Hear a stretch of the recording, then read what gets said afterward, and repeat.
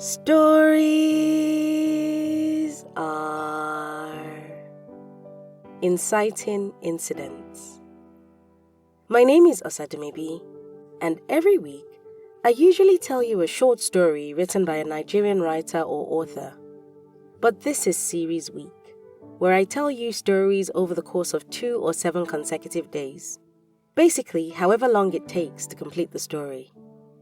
Series Week will occur once a quarter, and the stories featured will still be written by Nigerian writers and authors, and will either consist of a sequence of related episodes from one story, or a set of stories linked by a common theme.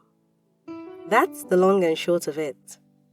So without much ado, today's story is by Nnebuugo Paul, and it's the first part of the story titled The Mortuary Attendant. Listen in tomorrow for the second part. I yawned, and my stomach churned in hunger. I had 2 choices: to continue my hunger-induced sleep, or to go out and try my luck. It was December, that time of the year when the sweet mixture of wind and sand made everything much better. I dusted my shirt, checked how deep the tear on the right arm was. I concluded it was manageable. Then I chose the latter option. I went out to try my luck. It was going to be a good day. I could feel it in my... Obiagu! I heard my name and sighed. This was the disadvantage of taking a stroll in December. Everyone was around and moving about looking for who to oppress. The ones that went to Malaysia, plus including the ones that went to Dubai, and even the ones that went to ordinary Onitsha. I pretended not to hear and I kept walking. Obiagu! The voice called again.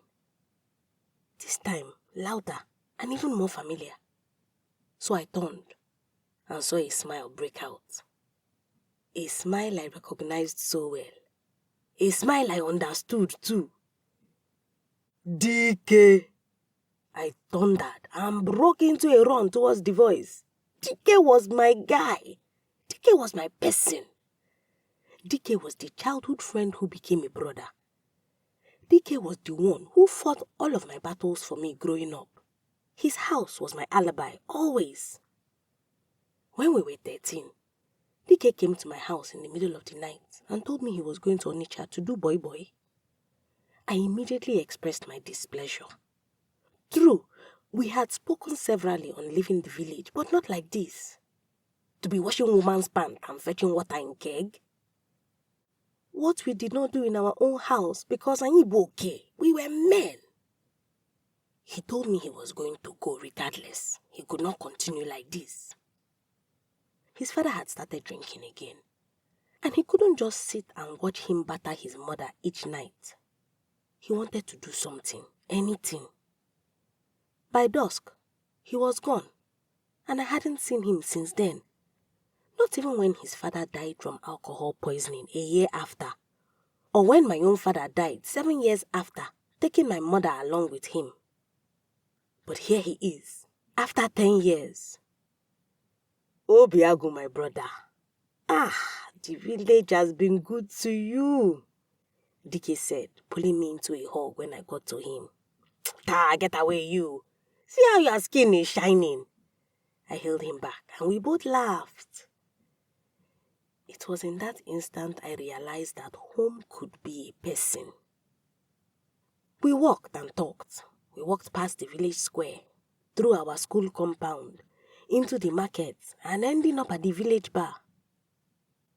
My brother, it has been ages, How did Onitsha treat you? See, Obi, my eyes have seen terrible things.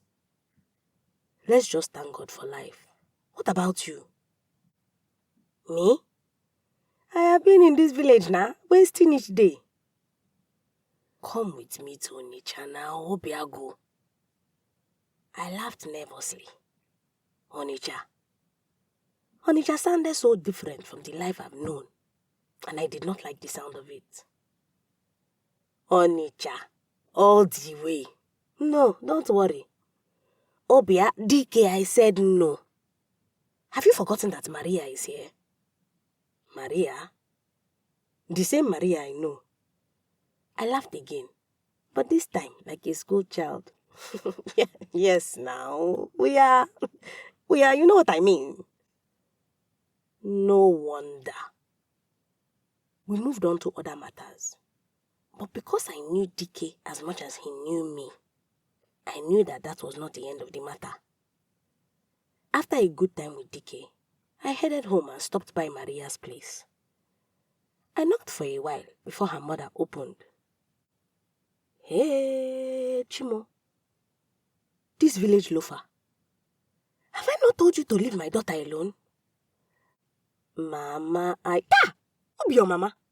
If you don't leave this place now, I will. Nay. A voice called from inside and Maria came out. Her mother rolled her eyes at us, gave us a long hiss and excused herself. Obi, what do you want? Did I do something? No, and that's the problem. I don't understand. How will you understand? You are always loafing around now, Obi. But you know that I went to go to the site. You know that our contractor traveled for Christmas. Obiagu, is it construction money you want to use to pay my bride price? Look around you now. People are coming back to the village with big money. You are here, Maria, all the time.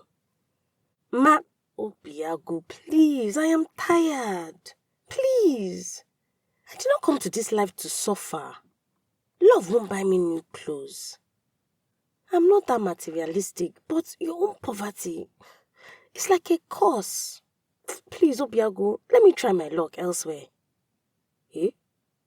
What does that mean? Exactly what it means. If not that I know that you will soon be made catechist, I would have said that you used jam on me. I can tell that you are not in a good mood. I will come back later, I said, and I started walking away. She shouted at my receding form. Please, don't come back. And it hurt. It hurt so much. As I walked back home, I did not know what to feel. That night, I dreamt I went to the city with DK and came back to the village with plenty of money, and that Maria's mother was now begging me for forgiveness. When I woke up, my mind was made up. I was heading to Onitsha. Nnebuugo is a writer who resides in Lagos. She's a writer by profession and is the author of the book A Forever Song. You can read more of her work on Medium and connect with her on Instagram at Nnebuugo_ and on X at Nnebuugo. Details and links will be in the episode description. If you've got a story you would like to be featured on this podcast, or a published book you want to make into an audiobook, send an email to info@osadumebi.com or send me a message at Osadumebi on either Facebook, Instagram, LinkedIn, or X, formerly Twitter. I look forward to collaborating with you. And if you've enjoyed this week's episode, please subscribe, leave a review, and tell a friend that stories are a good escape for a few minutes each week.